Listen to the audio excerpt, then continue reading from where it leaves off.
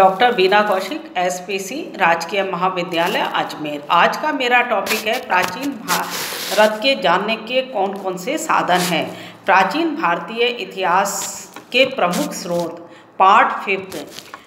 प्रथम 4 पार्टों में हमने देखा था कि प्राचीन भारतीय इतिहास की जानकारी के लिए हमारे पास साहित्यिक साधनों के अंतर्गत धार्मिक साहित्य है, जिसके अंतर्गत हिंदू, बौद्ध और जैन साहित्य प्रमुख हैं। आज अपन करेंगे धर्मनिरपेक्ष साहित्य।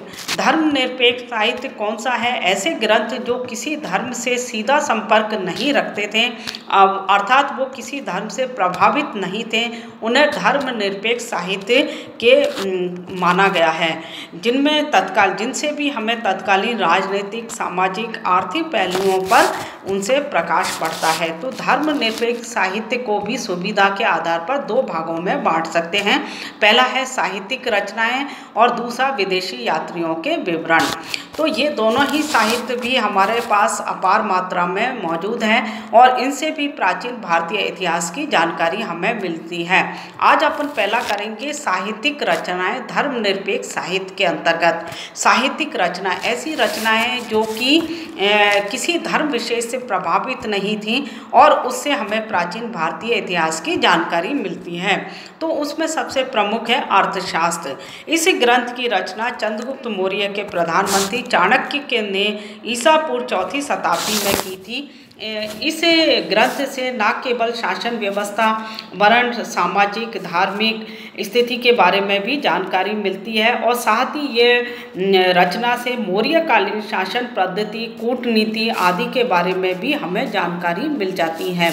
तो चाणक्य द्वारा रचित अर्थशास्त्र प्राचीन भारतीय इतिहास का एक महत्वपूर्ण ग्रंथ है।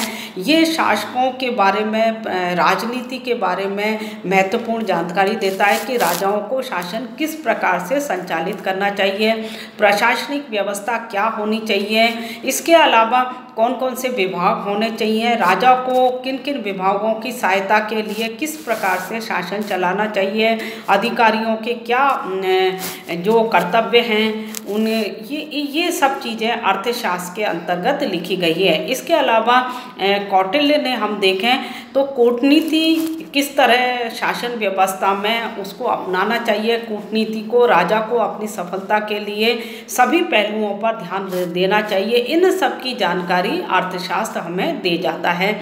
ये मौर्य काल की रचना है, समकालीन रचना है और चंद्रगुप्त मौर्य के प्रधानमंत्री के पद पर रहते हुए चाणक्य ने इस रचना को लिखा था।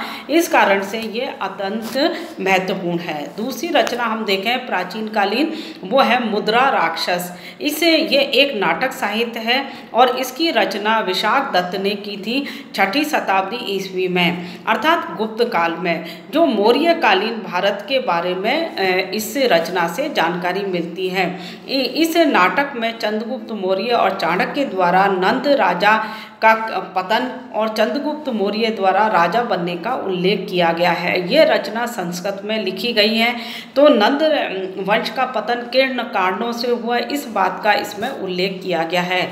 इसके अतिरिक्त हम देखें तो मुद्रा राक्षस में चाणक्य द्वारा नंद राजा के मंत्री राक्षस को अपनी ओर मिलाने के लिए अपनाए गए कूटनीति षड्यंत्रों का भी इसमें विवरण मिल जाता है।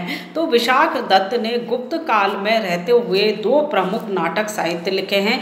पहला नाटक जो उन्होंने लिखा है वो मौर्य काल के बारे में लिखा है और ये ऐतिहासिक घटनाक्रम को लेकर लिखा गया है। इस समय की राजनीतिक, मौर्यकालीन राजनीति, कूटनीति, षड्यंत्रों के बारे में इस रचना से महत्वपूर्ण जानकारी मिल जाती है। दूसरी रचना उन्होंने की है अपने समय की, वो समकालीन रचना है और वो भी एक नाटक साहित्य के रूप में उन्होंने लिखा। तो विशाख दत्त का दूसरा नाटक साहित्य है देवी चंद्रगुप्तम। ये संस्कृत भाषा में लिखा गया है और इस रचना में मुख्य रूप से गुप्तकालीन पात्रों को लिया गया है, जिसमें कि रामगुप्त, ध्रुव देवी और चंद्रगुप्त सेकंड के बारे में इन पात्रों को लेकर ये रचना लिखी गई है।